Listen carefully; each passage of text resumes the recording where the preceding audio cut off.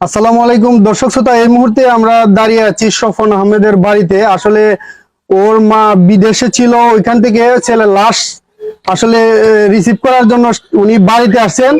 আমি আসলে এই মুহূর্তে দুঃখজনক বিষয়টি আসলে আপনাদের কাছে শেয়ার করতেছি। আপনারা সবকিছু আপডেট পাইছেন ঠিক সময় মতো, আজকেও ঠিক এই আপডেট গুলো দেওয়ার জন্য আমরা ওনাদের বাড়িতে আসছি। কিছুক্ষণের মধ্যে লাশ এসে যাবে।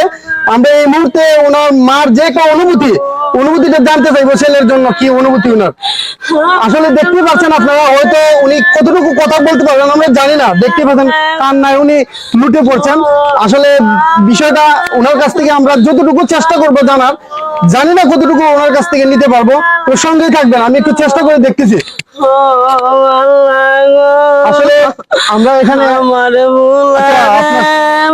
দেখেন উনি হয়তো কথা বলতে পারবেন না, আমি জানি না ওনার কাছে কথা নিতে পারবো কিনা, তারপরে অনেক চেষ্টা করতেছি। দেখেন বর্তমানে যে ঘটনাটি আসলে সোনারঘাটে খুব দুঃখজনক ঘটনা। আসলে নিজের চোখে বলদ ধরে রাখতে পারতেছি না। আসলে খুব মর্মান্তিক একটা ঘটনা। এই ঘটনাটি আসলে আমি এই কথাটি বলবো যে শুধু সোনারঘাটে নয়, বাংলাদেশের যে কোনো জায়গায় যাতে এরকম ঘটনা না ঘটে, আপনারা সবাই এই বিষয়টির দিকে নজর রাখবেন। আচ্ছা, আপনি যদি আমাদেরকে একটু সময় দেন। আচ্ছা, আপনার যে ছেলেটা মরছে, ওকে নিয়ে আপনি কি বলতে চান বা আপনার কোনো কিছু বলার আছে? আমি এতটুকুই হই, আমার ফ্ল্যাটারে মারছে, আমি যেভাবে খান্তাছি, যেভাবে লোদন করতেছি, আজকে যদি এই ফ্ল্যাটা যদি বাইরে আইয়ে আরো কত কত মায়ের বুক কালি করবো, আরো কত কত মা আমার মতন কানবো। আমি চাই আর যেন কোনো মা এরকম ভাবে কান্দে না। আমি সরকারের কাছে আবেদন জানাই, আমার ভুলার সত্য বিচার আমি চাই, আমার ভুলার বিচার আমি চাই, যাতে এরকম ধরনের ভুল আর কোনোদিন না করতে পারে এই ভুলা। আমি এতটুকু হয়, আমার ভুলার বিচার চাই। আপনি তো হয়তো আরো পরে আসতেন দেশ থেকে, বিদেশ থেকে। আমি আইছি আরো 1 বছর পরে আসতেন।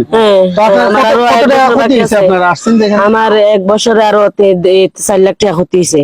1 বছরে আমার 4 লাখ টাকা ক্ষতি হয়েছে। 4 লাখ টাকা ক্ষতি হয়েছে। আচ্ছা, যাই হোক, এটা তো হয়েছে, এখন ছেলেটা তো আর পাবেন না। আমার ফুলা কে আর ভাইমু আমি, আমার ফুলা তো গেছে। আচ্ছা, আপনার স্বামী আছে তো? আমার স্বামী নাই, আমার স্বামী নাই। এটা কার বাড়ি বর্তমানে যে আমরা আছি? বর্তমানে এটা নুরালির বাড়ি। হ্যাঁ, আমার বাপের বাড়ি। আপনার বাপের বাড়ি? ও, তাহলে আপনার কি বাড়িঘর নাই? না, আমার বাড়িঘর নাই। আপনার বাড়িঘর নাই? দেখেন, আমি আমার বাপের বাড়ি থাকি। আমার জীবত পালবার লাগে, আমার জীবতের ভবিষ্যৎ করবার লাগে আমি দেশ ছেড়ে বিদেশ গেছে। আজকে বিদেশ গেছে। আমার কতজন? আমার 2 ছেলে 2 মেয়ে। আমার ছোট ছেলেরা মেয়েরা লাইছে, আর 12 বছরের একটা ছেলে আছে। তারা কোথায় থাকে এখন?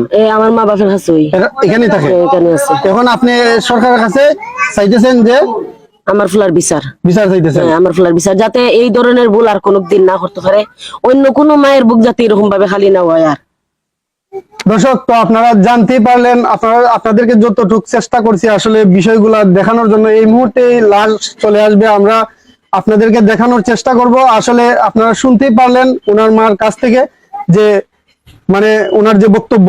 আসসালামু আলাইকুম। ওয়ালাইকুম আসসালাম। আসলে ওই যে আপনার যে নাতি, ওকে যে মারা হয়েছে, আসলে এই বিষয়টা জানার জন্য আমাদেরকে অনেক প্রশ্ন করতেছে, আমরা অনেক প্রশ্নের সম্মুখীন হয়েছি। মনে ওরা নিয়ে বলছে তা না, আমার নাতি 400 টাকা পাবো, 400 টাকা রিচার্জ থেকে 400 টাকা আমার নাতির কাছে। 400 টাকা কে পাইবো? ওই শান্ত পাইবো আমার নাতির কাছে। আপনার নাতির কাছে? আমার নাতি দিছে না দেখিয়া চুরি লিয়া ফুস মারছে। চুরি লিয়া ফুস মারছে?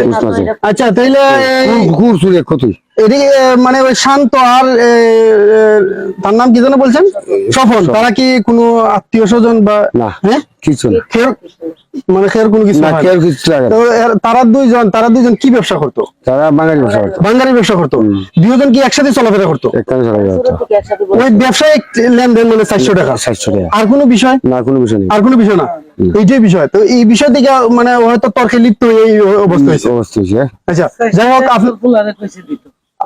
যাই হোক, আপনারা এই জিনিসটা ক্লিয়ার হয়ে গেছেন। আসলে এই বিষয়টা নিয়ে আমরা খুব কনফিউজ আসলাম যে আসলে বিষয়টা কি, কোন কারণে তাকে খুন করা হয়েছে। হ্যাঁ, আসলে এই জিনিসটা সবাই আপনারা প্রশ্ন করছিলেন, আমি এই প্রশ্নের উত্তরটা এখনই দিয়ে দিলাম। তো আর হয়তো এই কমেন্টের মধ্যে এই প্রশ্নগুলো করবেন না। ভালো থাকবেন, সুস্থ থাকবেন, আল্লাহ হাফেজ।